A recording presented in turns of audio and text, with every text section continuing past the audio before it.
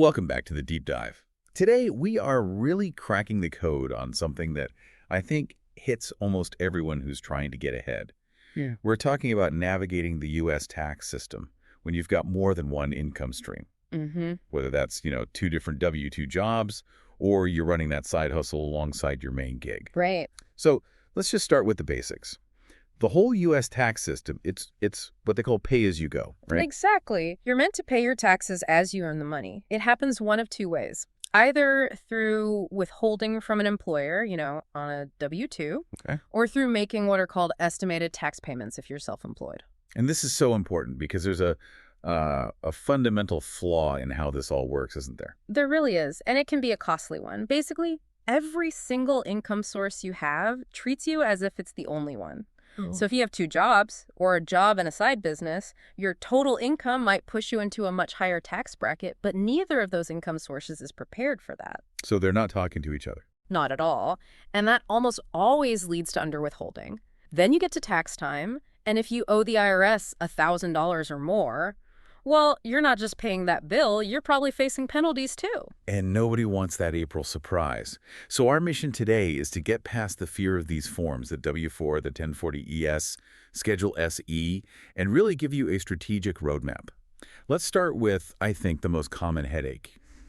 Just juggling two W-2 jobs. Right. So when you start a new job, you fill out that form W-4, and your employer's payroll system, it looks at that and it just assumes, okay, we need to account for your standard deduction. The whole thing. The whole thing. And it assumes your income is going to fall into those very low, 10% or 12% tax bracket. And then you start that second job, Yep. and that new employer, Yeah.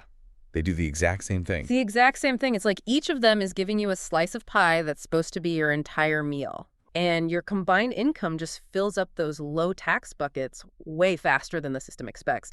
Suddenly, a huge chunk of your money is actually being taxed at, say, 22% or 24%, and nobody planned for it. So this is where we have to take control of the W-4 ourselves. How do you, as the employee, basically wave a flag and tell the system about this double income problem?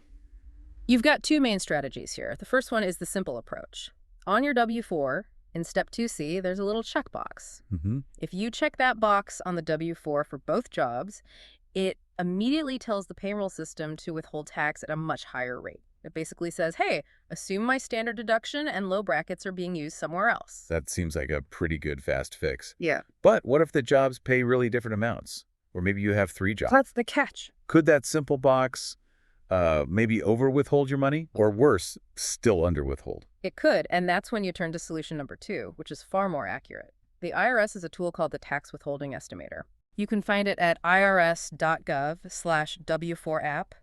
You plug in your total income, your deductions, your credits, and it spits out the exact dollar amount of extra withholding you should put on your W-4. And that's the gold standard for getting it right. It absolutely is. But there's a detail here I think people miss. If you do this mid-year, you update your W-4. You have to remember to submit a new W-4 in January, right? Yes, that is such a crucial point. It's not a one-time set-it-and-forget-it fix. You have to re-up it for the new year. Okay, good to know. Now, speaking of people earning more, what about Social Security? Yeah. So for 2025, the wage limit for Social Security tax is $176,100. And what does that mean? It means each of your W-2 employers is required to withhold that tax up to that limit. So if your total combined wages go over that amount, You're going to overpay. So if I make $100,000 at Job A and $100,000 at Job B, I've paid way too much in Social Security tax. you have. But, and this is the good news, you don't have to go chasing your employers for it. That extra amount you paid gets claimed back as a refundable credit right on your tax return. Oh, that's actually a pretty simple fix. A rare bureaucratic win. It is. Okay, so we've got the W-2 situation handled, but what if that second income isn't another job? What if it's your own business, that side hustle? Now you're in the world of estimated taxes. And this is, it's a big mental shift. Right. When you're self-employed, a freelancer, a contractor, you are now responsible for sending your own taxes to the IRS every quarter. Every quarter. And it's mandatory, right? It's mandatory if you expect to owe at least $1,000 in tax for the year after you subtract any withholding from your W-2 job. And you also have to meet what's called the safe harbor rule. The safe harbor, what's that? It's your protection against penalties. You have to prepay either 90% of your current year's tax bill or 100% of what you paid the prior year. 100% of last year's tax. Right. And for higher earners, if your adjusted gross income was over $150,000, that second number actually bumps up to 110% of your prior year's tax. Okay, and for most people doing a side hustle, I think the big shock is the self-employment tax. It really is. With a W-2, your employer pays half your Social Security and Medicare taxes, but now you're the boss. You pay both halves. You pay both halves. The total rate is 15.3% if your net earnings are over $400. That's 12.4% for Social Security up to that annual limit, and 2.9% for Medicare with no limit at all. That 15.3% really sounds painful. Is there anything built into the system to ease that blow? There is, and it's a really smart mechanism. The IRS recognizes you're acting as both employer and employee.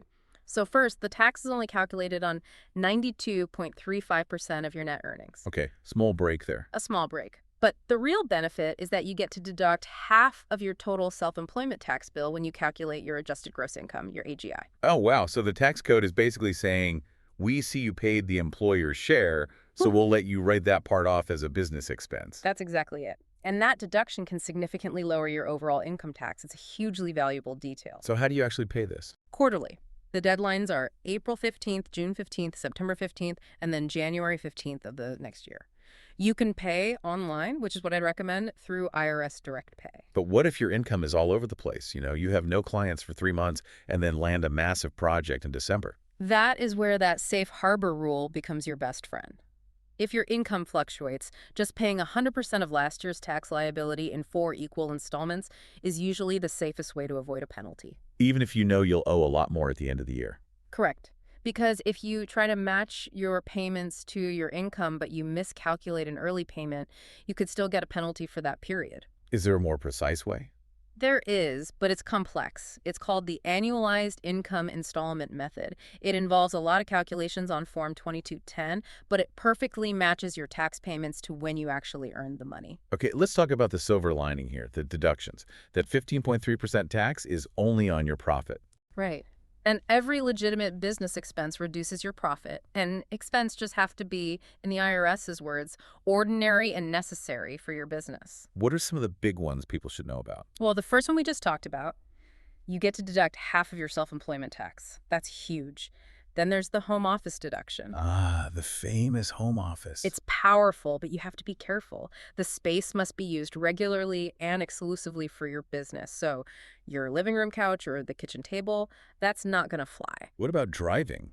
Vehicle expenses can be huge. Massive. You can use the standard mileage rate. It was 67 cents a mile in 2024.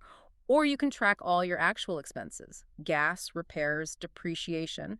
For most people, the mileage rate is just easier as long as you keep a detailed log. And then you have other things like business insurance, supplies, maybe paying an accountant. Yeah. Exactly. But probably the most strategic move for a successful side hustler is retirement contributions. Setting up a SEP IRA or a solo 401k allows you to put away a large chunk of your self-employment income, and those contributions are typically deductible. It's a major win-win. That is a huge takeaway. To not get swamped by all this, what are the basic organizational steps? And number one, without a doubt, get a separate bank account for your business. It makes tracking everything for your Schedule C infinitely easier. And use technology, I assume. Oh, absolutely. Use an app to track your mileage. Use an app to scan and save your receipts. And just be proactive. You have to report all your income, even if a client forgets to send you a 1099 form. Right. When you connect all these dots, the reason this planning is so vital is that your combined income just sends your tax rates soaring. It can affect your eligibility for all sorts of other credits and deductions. Ultimately, you, the earner, are responsible for making sure the government gets paid on time. So what does this all mean for you, the listener who's out there juggling all this?